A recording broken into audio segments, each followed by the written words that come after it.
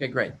So welcome, Lincoln Ellis. I really appreciate you taking the time. If you could introduce yourself to everyone and share your wisdom.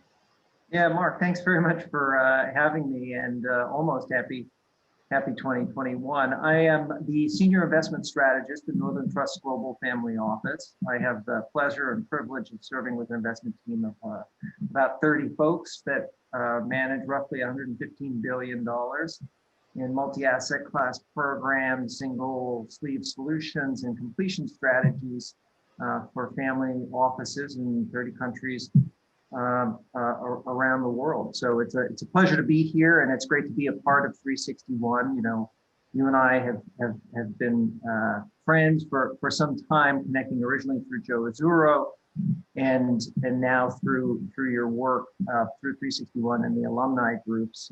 Of course, my alumni groups include Morgan Stanley, the New School for Social Research in New York, and Valparaiso University in the great Midwest state of Indiana. Excellent. I'm from Ohio, so go Midwest, go Big Ten. Go Midwest. So how do you reflect on 2020 from that vantage point? 2020 was really a lot about pivots, right? We had to, pivot from, in person to on the Zoom, mask, no mask, lots of pivots. And I think the word resilience also comes to mind. It was an opportunity for investors, particularly long duration investors like family offices, endowments and foundations and things of that nature, to put on risk in that March and April timeframe. Investors, since the global financial crisis, have really looked for opportunities for pullbacks, and they've been few and far between. So this was really one. And this notion, instead of predicting, Mark, you had to be prepared. So preparation versus prediction is a mantra of ours in the family office business, and it served our families well this year. Except I'm about to ask you about a prediction. Or how have you prepared yourself for 2021?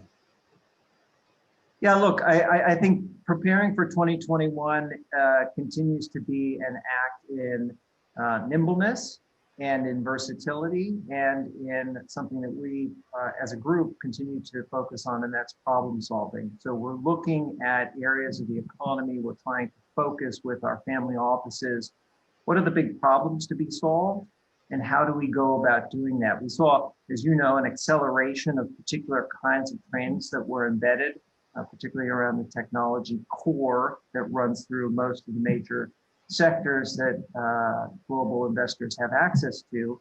And that theme will continue apace in 2021. It will be more challenging, but it's an exciting time to be investing lots of opportunities in a rapidly evolving and changing landscape. And I think groups like 361 are an integral part of ferreting out what those opportunities are, where they're best accessed, and the network that you and the team have put together. Well, we want to, as part of that, we want to lean on you more in 2021. Both and. And then besides making a lot of money together, what are your philanthropic focus areas? Sure. So there's two in particular that, from a family perspective, we have focused on: the Women's Global Initiative, which is a group started by Amy Maglio in Chicago that focuses on women's education programs in sub-Saharan Africa. That's really been spearheaded by my wife. And then Unite America, which is a sort of a political philanthropy that focuses on open primaries and ranked choice voting.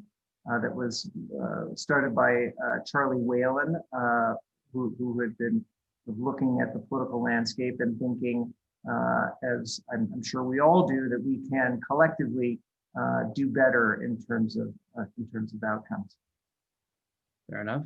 Now, how can we help you, Lincoln or Northern Trust? I'm a great believer, Mark, in James Surowiecki's wisdom of the crowds. And so networks like yours and places like this, where I can learn from and be a part of the great richness, the investing fabric that happens in a network like this, is all the help that I need, because I'm looking to, just like you and everybody in this group, to being a smarter, better, faster investor, trying to understand what's over the horizon and how we can best position ourselves from the capital allocation perspective to do that. And so conversations like this and the network more broadly, not only on this platform, but when we can get together in person in the second half of next year, I think will be integral parts of that future together. Touch wood. Well, great. And then the one word, and maybe you've mentioned it already, as you associate with 2021. Yeah. To me, it's a word with a hyphen, or I use it hyphenated. It's problem solving. We're consistently looking for ideas and problems and challenges where this notion of problem solving is integral to a particular kind or series or set of outcomes. And so for us, that's really taken three different forms. This focus on AI and technology, which we think will be crucial in terms of healthcare, technology, transportation.